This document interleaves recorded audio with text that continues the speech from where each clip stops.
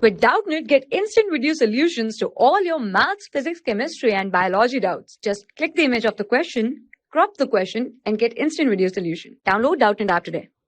Hello everyone, let's solve the question. The question says, when a ferromagnetic material goes through a hysteresis loop, the magnetic susceptibility, we are given 4 options, has a fixed value. Option 2 is maybe 0, option 3 is maybe infinity, option 4 is maybe negative.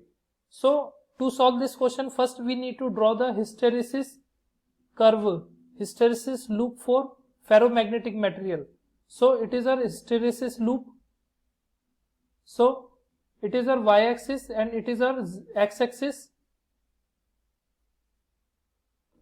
So it is our x-axis. On x-axis we define external magnetic field intensity. It has positive value on the positive x-axis and negative value on negative x-axis. Negative value means that magnetic field is applied in the opposite direction. So direction has been changed here. So and for y-axis we write down the values of magnetization, which is I. And again negative magnetization means that magnetization's direction has been reversed. So we want to draw the hysteresis loop for this ferromagnetic material. So we will get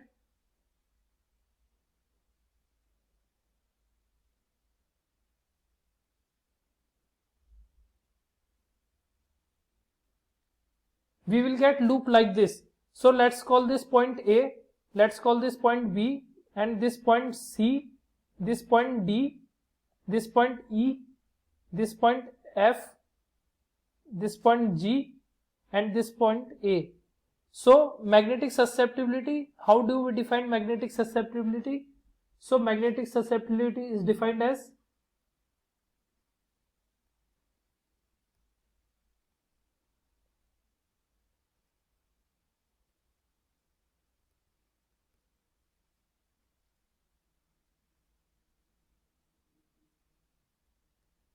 magnetic susceptibility is defined by chi. It is equal to I divided by H. So now let's observe the hysteresis loop curve. So for point B, where magnetization has some positive value, but here magnetic field intensity has value 0. So for point B, susceptibility will be infinity. So for point B, first for point B, magnetization has some positive value, positive, but magnetic field intensity is equal to 0. So magnetic susceptibility will be infinity, will tends to infinity. Now let's observe for point C. What happens in point C? That we reverse the magnetic field direction. Why do we do that? Because we want to reduce the magnetization.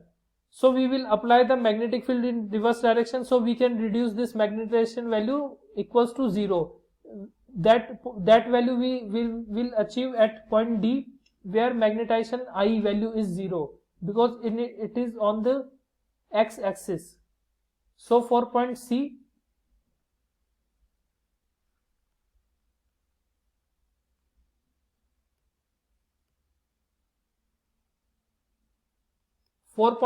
I has some positive value, but H has some negative value. So magnetic susceptibility will be negative. And now let's observe point D. So what happens at point D? That we have, so as a result of reversing the magnetic field, we have reduced magnetization value I equals to 0 at point D. So at point D, for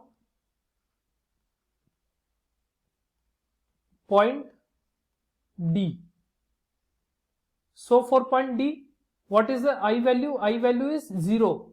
And what is the H value? H value is negative. So we will get susceptibility to be, which is I divided by H. So we will get our susceptibility to be equals to 0. So this is our final answer. So in our final answer we have got magnetic susceptibility at point D equals to 0, at point C equals to negative, and at point B equals to infinity.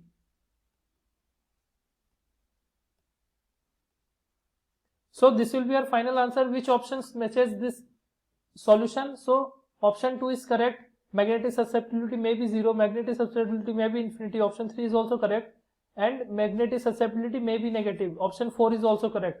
Option 1 is incorrect because magnetic susceptibility is not fixed value.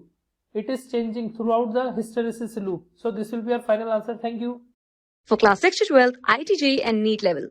Trusted by more than 5 crore students. Download Doubtnut App today.